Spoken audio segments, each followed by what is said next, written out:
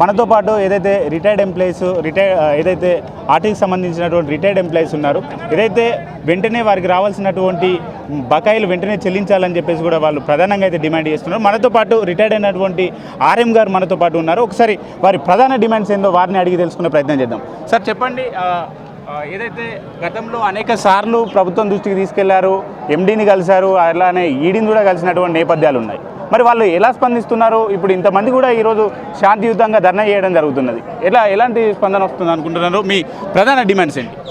మా ప్రధానమైన డిమాండ్ ఏంటంటే సుమారు ఒక 12 నుంచి 14,000 మంది ఈరోజు రిటైర్ అయిన కార్మికులు ఎన్నోసార్లు మన ఎండీ గారిని కలిసాము, ఎగ్జిక్యూటివ్ డైరెక్టర్లను కలిసాము, ఫైనాన్షియల్ అడ్వైజర్, కనిపించిన ప్రతి అధికారిని కూడా మొరబెట్టుకుంటే గత 8 సంవత్సరాల నుంచి ఈ రోజు వరకు సెటిల్మెంట్ చేయడం లేదు. ముఖ్యంగా మాకు పెన్షన్ లేదు. ఆర్టీసీలో సుమారు 14,000 మంది ఎంప్లాయీస్ ఈరోజు రోడ్ల మీదకి వచ్చిందంటే ఒక్కసారి పరిస్థితి ఎంత తీవ్రంగా ఉందో ఆలోచించాలి. మాకు 2017 పే స్కేల్ రావాలి, లీవ్ ఎన్కాష్మెంట్ రావాలి, అదేవిధంగా పిఎఫ్ గ్రాట్యుటీ రావాలి. ఇవన్నీ పే స్కేల్ ఫిక్సేషన్ చేయలేదు. ఈడికి మా పేరు మీద ఒక 4 సర్కులర్లు ఇచ్చారు. ప్రతి ఒక్కరూ జల్దీ చేయండి, త్వరగా చేయండి, వాళ్ళకి పేమెంట్ చేయాలంటారు. కానీ ఏ అధికారి కూడా దానికి ఒక టైం లేదు, టైం బాండ్ లేదు, ఎప్పుడు ఇస్తారో తెలియదు, ఇస్తారా ఇయ్యరా అనేది తెలియదు. ఇట్లా 14,000 మంది. అదే కాకుండా పిఎఫ్ రిజెక్ట్ చేశారు, గ్రాట్యుటీ ఇవ్వడం లేదు, టర్మినల్ లీవ్ డిఫరెన్స్ ఇవ్వలేదు, పే స్కేల్ ఫిక్సేషన్ లేదు. ఇలాంటి సమస్యల నుంచి సుమారు 14,000 మంది ఈరోజు ఎన్నోసార్లు గత 6 నెలల నుండి ఇక్కడికి వచ్చి ఒక 10 సార్లు సజ్జనార్ గారిని కలిసాము, నాగిరెడ్డి సార్ని కలిసాము, మునిశేఖర్ని కలిసాము, ఎఫ్ఏ గారిని కలిసాము. కనిపించిన ప్రతి అధికారి కూడా మా డిమాండ్స్ అనేటివి పెట్టాము. పేపర్ స్టేట్మెంట్సే కాదు, తెలంగాణలో ఉన్న 96 డిపోలలో కూడా ప్రతి డిపో మేనేజర్కు మా మెమోరెండం ఇవ్వడం జరిగింది. ప్రతి రీజనల్ మేనేజర్కు కూడా మా మెమోరెండం ఇవ్వడం అయినా ఏ అధికారి కూడా స్పందిస్తలేరు, ఏ అధికారి కూడా మాట్లాడడం లేదు. అంటే మేము ఆర్టీసీలో సుమారు 40 సంవత్సరాలు పనిచేస్తేనే ఈ సంస్థ ఈరోజు నిలబడింది. మా కష్టార్జితం, మా రక్తం దారపోసి ఈ సంస్థను సుమారు 80 సంవత్సరాల సంస్థ అయితే, ఈ 80 సంవత్సరాల సంస్థ పుట్టి 80 సంవత్సరాలు అయితే ఆ 80 సంవత్సరాలలో మా కష్టార్జితం 40 సంవత్సరాలు ఉన్నది ఈ సంస్థలో.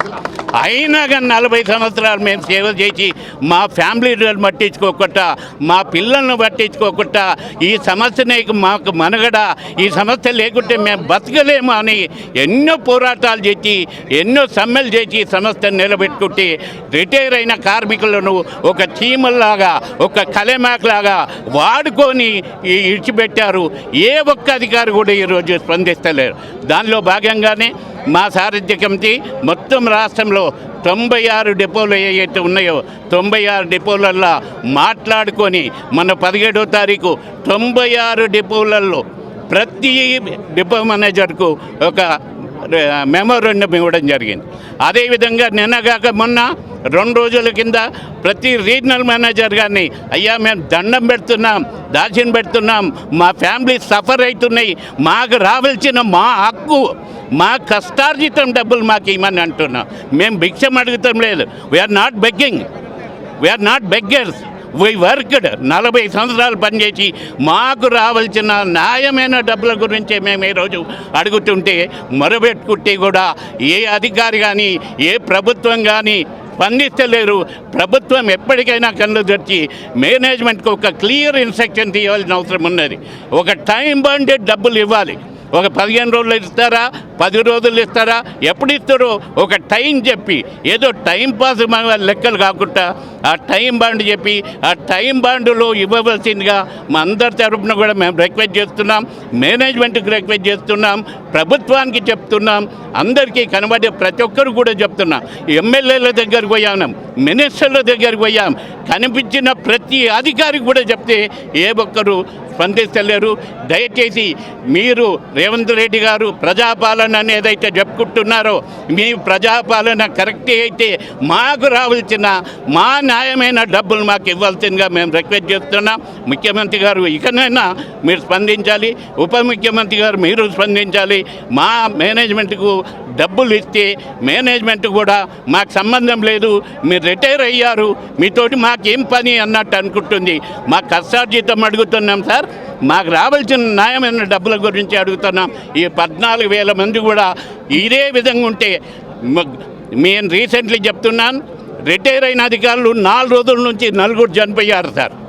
ఆదివారం చనిపోయారు, సోమవారం చనిపోయారు, శనివారం చనిపోయారు, నిన్న చనిపోయారు. ఈరోజు కూడా ఒక అతను అసిస్టెంట్ ఇంజనీర్ డబ్బులు లేక ఈ రోజు ఒక ఎంప్లాయీ చనిపోతున్నాడు. ఆర్థిక పరిస్థితులు బాగలేదు, నెల పెన్షన్ లేదు. మాకు వచ్చే పెన్షన్ 3,000 రూపాయలు. 3,000 పెన్షన్ తోటి ఒక భార్య భర్త లేకుంటే పెళ్లి కాని పిల్లలు ఏ విధంగా బతారో ఒకసారి ఆలోచించవలసిన అవసరం ఉన్నది. ఒక్కసారి ఆలోచించండి. మీరు 3,000 ఉంటే ఎమ్మెల్యేలు, ఎంపీలు, ఐఏఎస్లు, ఐపీఎస్లు బతుకుతున్నారా అని అడుగుతున్నాం. మా ఆర్టీసీ 40 ఏళ్ళు ఉద్యోగం చేసినాక 3,000 పెంచింది ఎంతవరకు న్యాయం? కాబట్టి అధికారులకు ప్రభుత్వానికి రిక్వెస్ట్ చేస్తున్నాం, మాకు రావాల్సిన న్యాయమైన డబ్బులు మాకు ఎంబడే రిలీజ్ చేయాలి. అది కూడా ఇష్టము చూస్తామని కాదు, ఒక టైం బాండెడ్ చేయండి. ఒకవేళ మీరు టైం బాండెడ్ చేయకపోతే మా ఫ్యామిలీస్ మా పిల్లలతోటి మొత్తము ఎక్కడ పడితే అక్కడ రోడ్ల మీద కూర్చోవడానికి కూడా మేము సిద్ధంగా ఉన్నామని మీ అందరి తరఫున తెలుపుతున్నా. ఏదైతే గతంలో రిటైర్డ్ ఆర్టీసీ కార్మికులు ఏదైతే ఉన్నారో వాళ్ళందరికీ అండగా ఉంటా, నేను ఒక పెద్ద అన్న లెక్క ఉంటా అని చెప్పేసి కూడా రేవంత్ రెడ్డి చెప్పడం జరిగింది. మరి రేవంత్ రెడ్డి ఇప్పటివరకు ఎందుకు స్పందించట్లేదు అనుకోవచ్చు? మేము రేవంత్ రెడ్డి గారికి చెప్పాము, ఉప ముఖ్యమంత్రి గారికి చెప్పాము, ట్రాన్స్పోర్ట్ మినిస్టర్ చెప్పాము, ప్రతి ఒక్కరికి కనబడ్డ ప్రతి అధికారికి కూడా చెప్తున్నాం, ప్రతి ఒక్కరికి చెప్తున్నాం, రిక్వెస్ట్ చేస్తున్నాం. నిన్న కాక మొన్న మొత్తం పేపర్లలో ప్రతి స్టేట్మెంట్ ఇస్తున్నాం. 21వ తారీఖు బస్ భవన్లో శాంతియుత ఇంకా మేము కూర్చుందామని దగ్గర 10,000 మంది ఈరోజు బస్ భవన్కి వచ్చారు. అయినా స్పందిస్తలేరు. పేపర్లలో రావడం లేదా, టీవీలలో రావడం లేదా, సోషల్ మీడియాలో రావడం లేదా? మీరు చూసి కూడా అంటే నటిస్తున్నారేమని మా బాధ ఉన్నది. మీరు నటిస్తే నటన అది కాదు. ఏదో ఒక రోజు రెవల్యూషన్ వస్తుంది, ఏదో ఒక రోజు తిరుగుబాటు వస్తుంది. తిరుగుబాటు అనేది కరెక్ట్ కాదు. అక్కడి దాకా చూసుకోవద్దు. ప్రతి ప్రభుత్వానికి కూడా మమ్మల్ని వాడుకొని తెచ్చిపెట్టినారులే కానీ మా ఆర్టీసీ వాళ్ళ పాపం కలిగిన గవర్నమెంటు ఈ సంస్థలో 1996 చంద్రబాబు నాయుడు నుంచి ఈ రోజు వరకు కూడా ఆర్టీసీ ఎంప్లాయీ తోటి పెట్టుకున్న ఏ ప్రభుత్వం కూడా మనుగడ సాగించలేదని నేను ఈ సభాముఖంగా తెలియజేస్తున్నాను.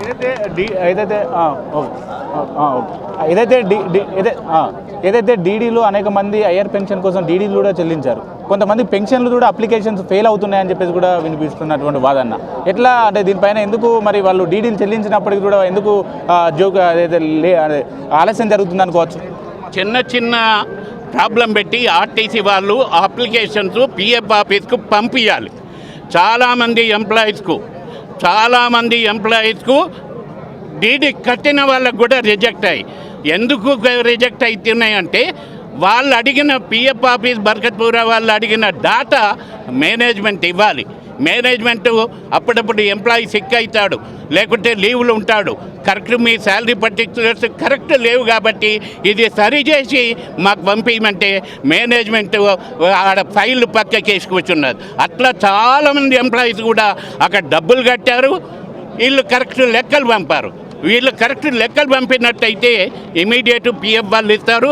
ఇంకో మేజర్ సమస్య మాకేందంటే 2013లో పే స్కేల్ అయ్యింది, 2017లో పే స్కేల్ అయింది, 2013 పే స్కేల్ అయిన ఏరియర్స్ పిఎఫ్ ఆఫీస్ ఇవ్వలేదు.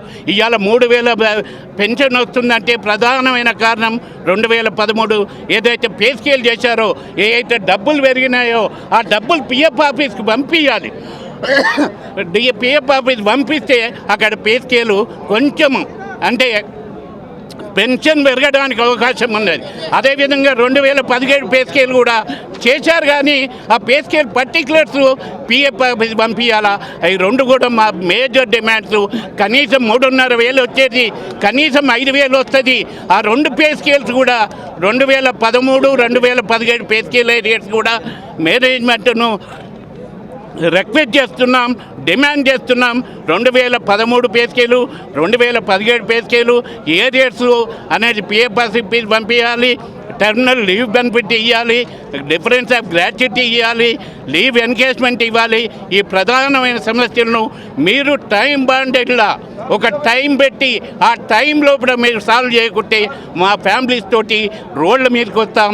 ఇంకా ఎక్కడి వరకైనా తెగించడానికి మేము సిద్ధంగా ఉన్నామని తెలియజేస్తున్నాను. Thank you. చూసారు కదా, ఏదైతే ఆర్టీసీ సంబంధించినటువంటి రిటైర్డ్ ఆర్ఎం గారు మనతో మాట్లాడుతూ ఏదైతే ప్రభుత్వం మా ఆర్టీసీతో పెట్టుకున్నటువంటి ప్రభుత్వాలు నాటి నుండి నేటి వరకు ఏ ప్రభుత్వం కూడా నిలకడగా లేదు, కూలింది అని చెప్పేసి కూడా చెప్తున్నారు.